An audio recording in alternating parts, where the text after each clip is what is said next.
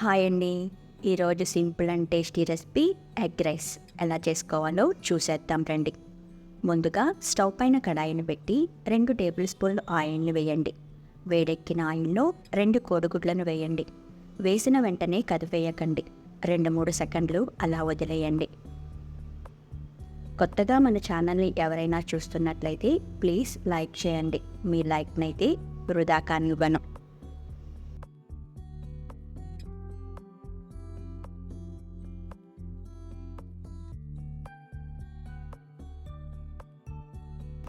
రెండు మూడు సెకండ్ల తర్వాత కోడిగుడ్లను తిప్పి పెద్ద పెద్ద ముక్కలుగా కట్ చేసి ఫ్రై చేయండి.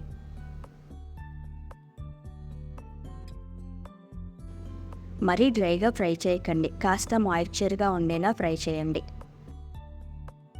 వేయించిన ఎగ్స్ని బౌల్లోకి తీసి పక్కనుంచండి.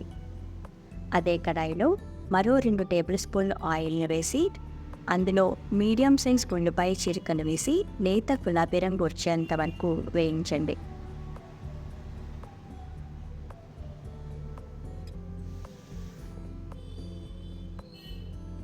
ఇప్పుడు ఇందులో 3 పచ్చిమిర్చి చీలికలు, 1 మీడియం సైజ్ టమాటా ముక్కలు వేసి టమాటా కాస్త సాఫ్ట్గా అయ్యే వరకు వేయించండి.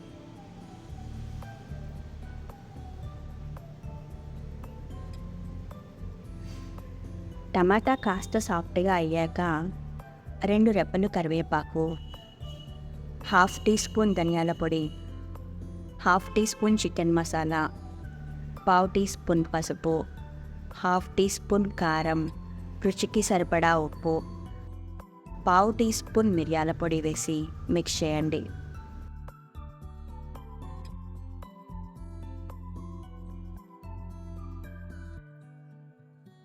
ఇప్పుడు ఇందులో వేయించిన ఎగ్ పీసెస్ని వేసి హై ఫ్లేమ్ మీద టాస్ చేయండి.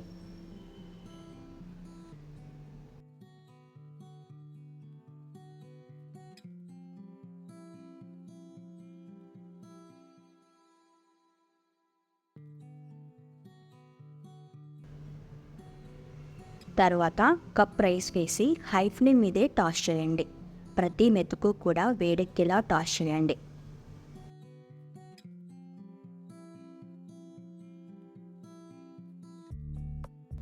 ఇది మిగిలిన రైస్తోనే చేస్తున్నానండి, అప్పటికప్పుడు వండిందైతే కాదు.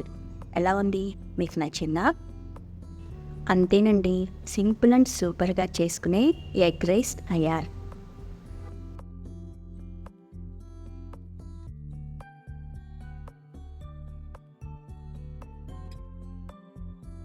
ఫైనల్గా ఉంటే కొత్తిమీర, టేబుల్ స్పూన్ నిమ్మరసం వేసి మిక్స్ చేయండి.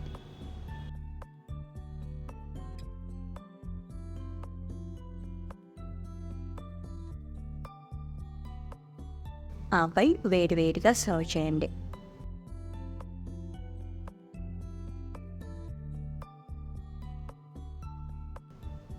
ఈ వీడియో మీకు నచ్చినట్లయితే లైక్ చేయండి, షేర్ చేయండి, సబ్స్క్రైబ్ చేయండి. Thank you.